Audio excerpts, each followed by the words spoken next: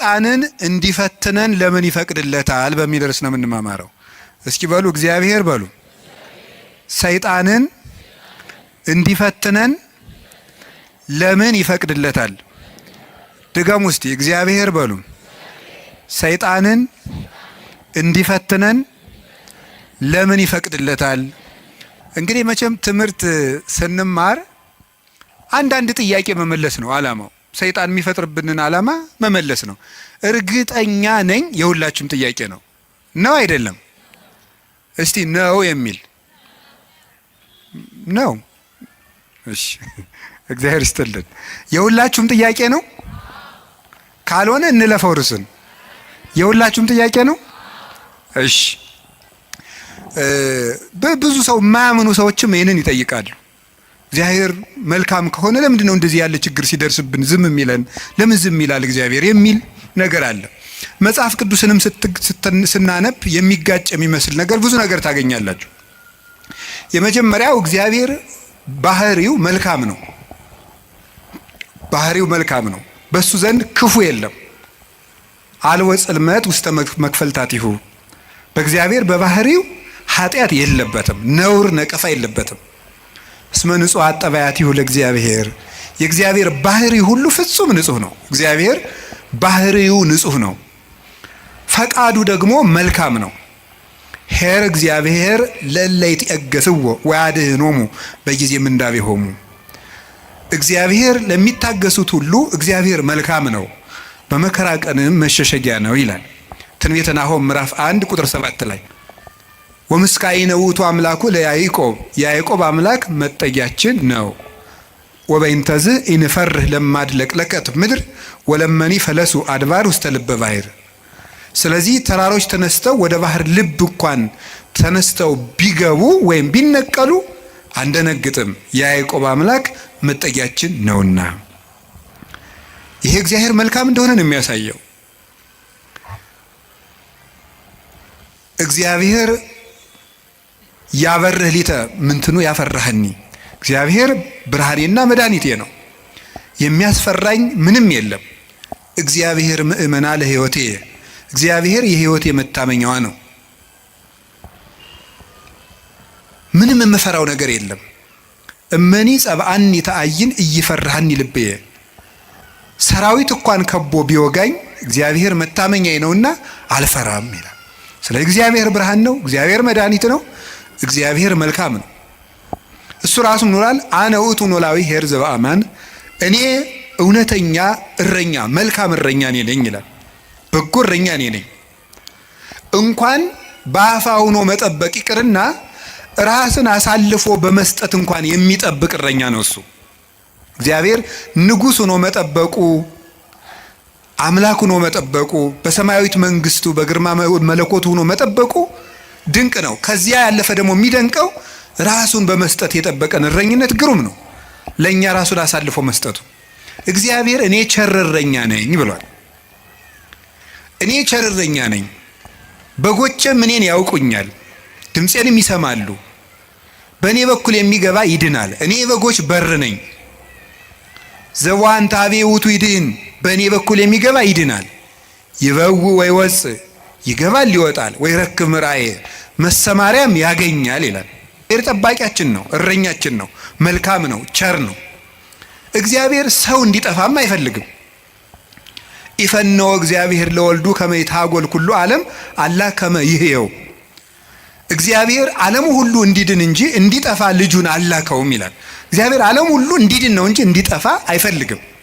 ቅድምም ብፁዕ አባታችን እንደጠቀሱልን ጢሞቴዎስ ምዕራፍ 2 ቁጥር 1 ላይ ሲናገር ዘይፈቅድ ይሕየው ኩሉ ዓለም ዘአነ ቀዳሚሆሙ ለኃጥአን፣ የኃጥአን መጀመሪያቸው የምሆን እኔንም ጨምሮ ዓለም ሁሉ እንዲድን የሚወድ እግዚአብሔር ይላል ቅዱስ ጳውሎስ። ዓለም ሁሉ እንዲድን የሚወድ እግዚአብሔር የሚወደው ዓለም ሁሉ እንዲድን ነው። ወይኩን ፈቃድከ እንላለን። ፈቃድህ በሰማይ እንደሆነች እንዲሁም በምድር ትሁን እንላለን። ፍጥረትን እግዚአብሔር እንኳን እሱ ይቅርና ቅዱሳን ቸሮች ናቸው። የቅዱሳን ቸርነት ከሰው አንሶ እስመ ነፍሰ ጻድቅ ይትራራ ላይለ ነፍሰ እንስሳው፣ የጻድቅ ሰው ነፍስ ለእንስሳ እንኳን ይራራል ይላል። ጻድቅ ለእንስሳ እንኳን የሚያዝን ነው። እግዚአብሔርን ተውት። አንድ ሰው እግዚአብሔርን መምሰል ሲጀምር ለእንስሳ እንኳን የሚያዝን ይሆናል። እግዚአብሔር እንኳን ለሰው እናትና ልጅ ይቅርና ለእንስሳት እናትና ልጅነት የሚያዝን ርኅሩህ ነው። እግዚአብሔር ለእንስሳቱ ርኅራኄ ሰርቶላቸዋል። አህያውን ያለ መጠን እንዳይጭኑት ስርዓት ሰርቷል። እግዚአብሔር በሬና በሬ እንዳይዋጋ ስርዓት ሰርቷል። አንዱ በሬ የአንዱን በሬ ወግቶ እንዳይገድል ኦሪት ዘጸአት ምዕራፍ 21 ላይ እንደተጻፈልን። ስለዚህ እግዚአብሔር ለእንስሳት እንኳን እንድናዝን ፈጥሮናል። ለሁሉ ልክ መልክ ሰጥቶ ነው የፈጠረ እግዚአብሔር። ሁሉም እንኳን እሱ የእሱ ቅዱሳን እንኳን ቅዱሳን እሱ የፈጠረው ፍጥረት እንኳን መልካም ነው። 6 ቀን የፈጠረው ፍጥረት ሁሉ ወሬ እግዚአብሔር ከመሰናይ ወሬ እግዚአብሔር ከመሰናይ እግዚአብሔርም ያ መልካም እንደሆነ አየ እያለን የደመደመው የፈጠረው ፍጥረት ሁሉ እግዚአብሔር መልካም ነው። እንግዲህ እግዚአብሔር መልካም ከሆነ ቸርም ከሆነ እንዳንጠፋም የሚፈልግ ከሆነ እንድንድንም የሚፈልግ ከሆነ ቸርረኛችንም ከሆነ እሱን ከተጠጋን ምንም የሚነጥቀን ከሌለ በሱ ስም እያመንን እሱን ጥግ እያደረግን የሱን ስም እየጠራን እየጸለይን እያስቀደስን በጎ እግዚአብሔር የቲዶ ክፉ ይደርስብናል የሚል ጥያቄ ሁላችንም እንጠይቃለን። ዲያብሎስ ራሱ ክፉ ነገርን ያመጣና እግዚአብሔር ቸር ከሆነ ክፉ ነገር ለምን አመጣብህ ብሎ ደግሞ ይጠይቀናል። ለዚህ መልስ ያጣች ነፍስ በእግዚአብሔር ተስፋ ቆርጣ ትቆበልላለች። ለምንድነው እግዚአብሔር የማያዝንልኝ? አንዳንድ ጊዜ ደግሞ እንደውም በተለይ ያሁኑ ትውልድ ምን ብሎ ሊጠይቅ ይችላል? ቆይ እግዚአብሔር በእኔ ስቃይ ደስ ይለዋል ይላል። ለምንድነው እኛ ስንሰቃይ ዝም የሚለው የሚል ጥያቄ እዚሁ ጋር የሚያያዝ አንድ የመጽሐፍ ቅዱስ ጥቅስ ላንሳላችሁ። አነ ውእቱ ፈጠርኩ ብርሃነ ወገበርኩ ጽልመተ። ብርሃንን የፈጠርኩ እኔ ነኝ፣ ጨለማንም የሰራሁ እኔ ነኝ። አመጽ ሰላመ እፈጥር ሰላመ ወእገብር እኪተ። ሰላምንም አመጣለሁ ክፋትንም እፈጥራለሁ። አነ እግዚአብሔር ፈጠርኩ ዘንተ ኩሎ። እኔ እግዚአብሔር ሁሉንም ይሄንን ፈጠርኩ ይላል ትንቢተ ኢሳይያስ ምዕራፍ 45 ቁጥር 6 ላይ። እኔ እግዚአብሔር ሰላምን አመጣለሁ ክፋትን እፈጥራለሁ፣ ብርሃንንም ፈጥሬያለሁ ጨለማንም ፈጥሬያለሁ ይላል። እዚያ ላይ እግዚአብሔር መልካም ነው አለ። አሁን ደግሞ እዚህ ላይ እኔ እግዚአብሔር ክፋትን እፈጥራለሁ ይላል። እግዚአብሔር ክፋትን ይፈጥራል? ምን ትላላችሁ? መልእክተ ያዕቆብ ምዕራፍ 1 ቁጥር 3 ላይ ኢያሜክር እግዚአብሔር በእኩይ ይላል። እግዚአብሔር በክፉ ማንንም አይፈትንም ይላል። እንዴት ያለ ነገር ነው! እግዚአብሔር በክፉ ማንንም አይፈትንም። ኢሳይያስ ላይ ደግሞ እኔ እግዚአብሔር ክፋትን እፈጥራለሁ። አልተጋጨም? ተጋጭቷል? እሺ፣ አልተጋጨም። አንስታሴዎስ የሚባል ሊቅ ምን ብሎ ይናገራል? መጽሐፍ ቅዱስ ተጣልቶ አያውቅም። መጽሐፍ ቅዱስ የተጣላ መስሎ የሚታየን እኛ ከመጽሐፍ ቅዱስ ጋር ስለተጣላን ነው ይላል። አንተ ከመጽሐፍ ጋር ስትታረቅ መጽሐፍት ተጣልተው አያውቁም ብሎ ይናገራል። ብባሉ እንዲያውም ምንድን ነው የሚለው? ወይ ፈቅድ ምክንያት ለድሂን። እግዚአብሔር ሰውን ለማዳን ምክንያት ይፈልጋል። ሰውን ምክንያት ፈልጎ ነው የሚያድን እንጂ ቆይ እስቲ በገሌ በምን ልፍረድበት አይደለም የሚለው። የሚያድን ነገር ከዚህ ሰውዬ ምን ላግኝ፣ እንዲያው ምን አይቼ ልማረው ነው የሚለው እንጂ እግዚአብሔር እንዲያው በገሌ በምን ልፍረድ ይችንም ልመዝግብ አይደለም የሚለው። እግዚአብሔርስ በክፉ ይፈትናል ወይ? መልሱ አይፈትንም ነው። እስኪ አይፈትንም በሉ። እግዚአብሔር በክፉ ይፈትናል አይፈትንም? እግዚአብሔር ክፉ ይፈጥራል አይፈጥርም? እስኪ ነገር ይፈጥራል አይፈጥርም? አይፈጥርም። እግዚአብሔር እንዴ እፈጥራለሁ ብሎ አላልክም ቅድም ልትሉ ትችላላችሁ። እግዚአብሔር ክፉ አይፈጥርም። ታዲያ ምን ማለት ነው? ክፉ ሲመጣ ዝም ይላል ነው። እስኪ በሉ ንገሩ እንጂ ክፉ ሲመጣ እስኪ ለምሳሌ እንዲህ የሚል ነገር አለ። ሮሜ ምዕራፍ 13 ቁጥር 1 ላይ እስመ ይትሰየም መኮንን ዘእንበለ ዘእምኀበ እግዚአብሔር ይላል። ያለ እግዚአብሔር ፈቃድ ባለስልጣን አይሾምም ይላል። በደንብ ስሙ። ያለ እግዚአብሔር ፈቃድ ምን አይሾምም? እና እንግዲህ ሁሉም ባለስልጣን እግዚአብሔር እየፈለገ ነው የሾመው ነው? አዎ አይደለም? ሁሉም ባለስልጣን ማለት ነው። እንደው የዛሬዎችን መገምገም ከፈራችሁ የድሮዎችን ገምግሙ፣ ችግር የለም። እውነቴን እኮ ነው ማለት ነው። ቢያንስ የድሮዎቹ መጥተው ምንም አያረጉንም ማለት ነው። ስለዚህ የድሮዎቹን መገምገም ትችላላችሁ። እና እንደ ሁሉንም እግዚአብሔር እየወደደ የተሾሙ ናቸው። ምን ይመስላችኋል? ይሄ እግዚአብሔር ክፉ ነገር ሲመጣ ይፈቅዳል ነው። እስቲ ይፈቅዳል በሉ። ይፈቅዳል የሚለው ነገር ፈቃድ እግዚአብሔር የሚባለው ሁለት ትርጉም አለው። ፈቃድ እግዚአብሔር የሚባለው አንደኛው ውዴታ ነው። ሁለተኛው ደግሞ ይሁን ማለት ነው። የእንግሊዘኛ ቃላትን ለመጠቀም ይቅርታ አድርጉልኝ፣ ልጠቀም ነው ገና ስለ ቅርብ ለማድረግ ለእናንተ እንዲመቸኝ ነው። የመጀመሪያው ምን ይባላል? ፐርሚሽን ይባላል። እስቲ ፐርሚሽን በሉ እንጂ። ሁለተኛው ዊል ይባላል። እስቲ ዊል በሉ። እሺ፣ ፐርሚሽን ማለት ምን ማለት ነው? እናንተ ኃጢአት ስትሰሩ እኔም ስሰራ እግዚአብሔር ይፈቅድልናል። ምን ማለት ነው ይሄ? ይፈቅድልናል ማለት እግዚአብሔር እኔ ኃጢአት ስሰራ ደስ ይለዋል ማለት ነው። ይሄ ምን ነው የሚባለው? ፐርሚሽን ይባላል። ስራ ከጠቀመህ ስራ ነው። ኃጢአት አይጠቅምህም ብዬ እኔ ነግሬሃለሁ፣ ይጠቅመኛል ካልክ ስራ ብሎ ይተውሃል ማለት ነው። መተው እሱ ፐርሚሽን ይባላል። ያሰናብተናል። ስለ እግዚአብሔር ክፋት እንዲሰራ ያደርጋል ማለት ክፋት እንዲሰራ ሰዎችን ይተዋቸዋል፣ እንዲሰራ ያደርጋል። ዊል የሚባለው ደግሞ ወዶ የሚሰራውን እግዚአብሔር እንድንጸልይ ይፈቅዳል በሉ፣ እንድንጾም፣ እንድንጸድቅ፣ እንድንታረቅ፣ ይሄ ፈቃድ ነው ይባላል። ይሄ ፈቃድ ማለት ነው ውዴታ፣ ወዶ የሚያደርግልን ነገር። ገብቷችኋል? ልዩነቱ ገብቷችኋል? እሺ፣ ይፈቅዳል ማለት የመጀመሪያው ፈቃድ እግዚአብሔር ነው ይላል። ዝም ብሎ ምንድነው ፈቃድ እግዚአብሔር? ያለ ፈቃድ እግዚአብሔር ባለስልጣናት አይሾሙም ማለት ከየት ነው የምታስገቡት? ክፉ ሰዎች ሲሾሙ ምን ይላቸዋል ነው? ዝም ይላቸዋል ነው፣ ይተዋቸዋል ነው እንጂ ሰዎቹን ናማ እናቴ የተሾምና ሰውን ጨርስልኝ አይላቸውም። እግዚአብሔር እንደዚያ ብሎ ይሾማል ማለት አይደለም። እንደዚያ ሳይሆን የሚያደርገው እግዚአብሔር ክፉዎች ሲሾሙ ዝም ይላል። ለምንድን ነው ዝም የሚለው? እግዚአብሔር ነው ክፉ ነገር ሲመጣ። ስለዚህ ክፋትን እፈጥራለሁ ማለቱ ክፉ ሲመጣ ዝም እላለሁ ነው።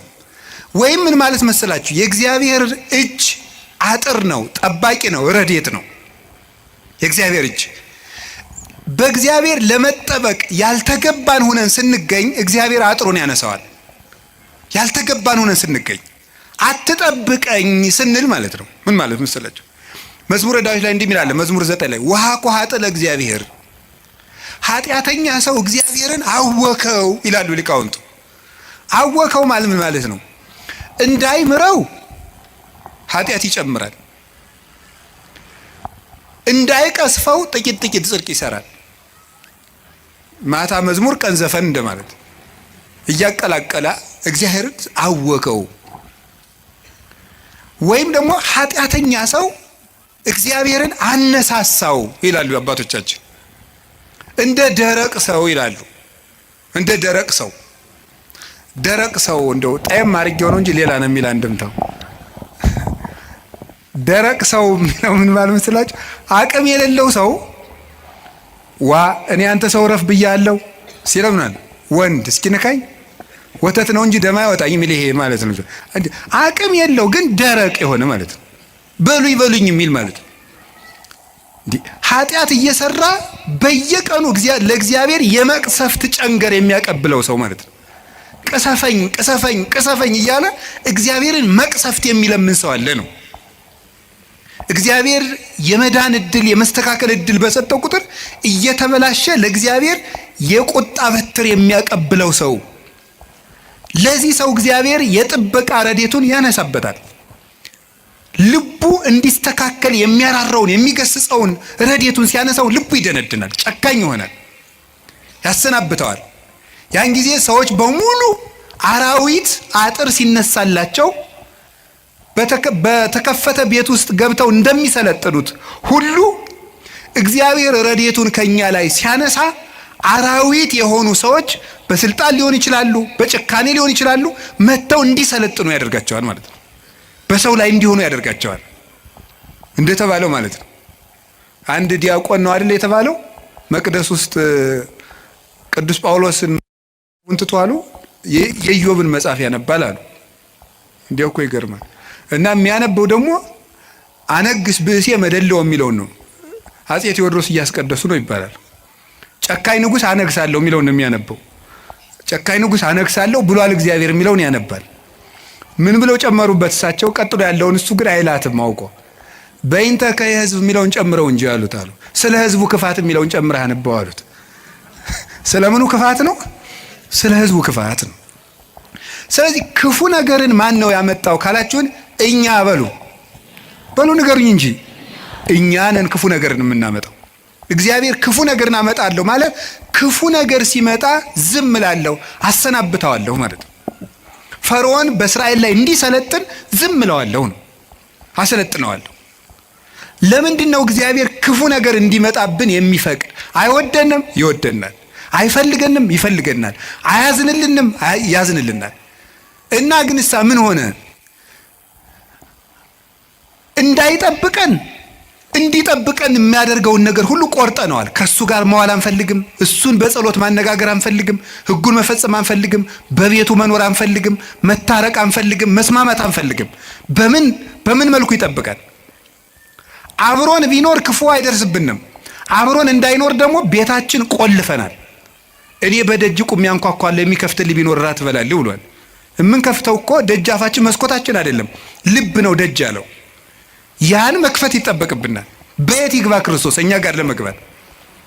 ስለዚህ እንዳይጠብቀን ስናደርግ ክፉ ነገሮች ወደኛ ይመጣሉ። እንደ ቅዱስ ዮሐንስ አፈወርቅ ደግሞ አነጋገር እግዚአብሔር ክፉ ነገር ወደኛ የሚያመጣው አስፈራርቶ ወደ ቤት ለማምጣት ነው ይላል። ምን ለማድረግ ነው? በሉ ንገሩኝ እንጂ። አቤት አስፈራርቶ ወደ ቤት ለማምጣት። ይሄንን ቅዱስ ዮሐንስ አፈወርቅ በምን ይመስለዋል? ልጇ ቁማር እየተጫወተ ባስቸገራት እናት መስሎ ያስተምራል። ያን እየተጫወተ ሲያስቸግራት ምን ታደርጋለች ይላል? ማስክ የለበሱ የሚያስፈራሩ ጎልማሶችን ከጎረቤት ትልክበታለች ይላል። ሕፃን ሆኖ እያካስቸገራት የሚሉ ሰዎች ትልክበታለች። ያ ሕፃን ልጅ በእነዚያ ተስፈራርቶ ምን እንዲያደርግ ይመስላችኋል? እየሮጠ ወደ እናቱ ቤት እንዲመጣ ነው። እንደዚያ የምታደርገው እናቱ ልጇን ጠልታ ሳይሆን ልጇ ከዚያ ነገር እንዲወጣ የሚያስፈራሩ ሰዎችን ትልክበታለች። እግዚአብሔር ክፉ ነገሮች ወደኛ ሲመጡ ዝም የሚላቸው ዋናው ምክንያት ምንድነው ሲባል እነዚያ ነገሮች እንኳን ቢሆን አስፈራርተውን ቃለ እግዚአብሔር ስላልመለሰን፣ ምክር ስላልመለሰን፣ ንስሐ አባት ስላልመለሰን፣ መጽሐፍ ስላልመለሰን፣ ስብከት ስላልመለሰን፣ ምንም ነገር ስላልመለሰን ቢያንስ የሚያስፈራሩ ነገሮችን እንኳን መጥተው ወደ ቤቴ ቢመጡ ብሎ ነው። ያስፈራሩ ነገሮችን ብቅ የሚያደርጋቸው መከራዎችን እንዲመጡ የሚያደርገው እኛን ስለሚጠላን አይደለም፣ እንዲሰበስበን ነው። እግዚአብሔር ለነነዌ ሰዎች የሚገለብጥ መከራ እመጣለሁ ያላቸው ተመልከቱ። ይሄን የእናትነት ስራ ነው የሰራው እግዚአብሔር። ሊያጠፋቸው ፈልጎ አይደለም፣ አስፈርቶ ወደሱ ማምጣት ነው የፈለገ። ቅዱስ ያሬድ ለዚህ ነው አንተ አቡነ ወአንተ እምነ ያለው። አንተ አባታችን ነህ፣ አንተ እናታችን ነህ። እግዚአብሔር እናት ነው። ልጆቹ እንዲከፉበት ስለማይፈልግ የሚያስፈራሩ ነገሮች፣ ዮናስን እኮ ያለው ሂድና አስፈራራ ነው ያለው። አስፈራራቸው ፈርተው እንዲመለሱ ማለት ነው። ተጽናንቶ መመለስ ያቃተው ቢያንስ ፈርቶ እንዲመለስ ነው። ስለዚህ ፈርተው ተመለሱ። እግዚአብሔር ክፉ ነገሮችን የሚልካቸው ወይም ሰይጣን ክፉ ነገሮችን እንዲያመጣ እግዚአብሔር ዝም የሚለው ለምንድን ነው ካላችሁኝ፣ ፈርተን እንድንመለስ ነው። አይነጥፈው ደስታችን መድኃኔ ዓለም ነው። የልቡናችን ደስታ፣ የነፍሳችን ረሃብ፣ ጥጋባችን፣ የልቡናችን ዘውድ፣ የሰውነታችን ትምክት እርሱ ክርስቶስ ነው። ሁልጊዜ በክርስቶስ ደስ ይበላችሁ። ወስብሐት ለእግዚአብሔር።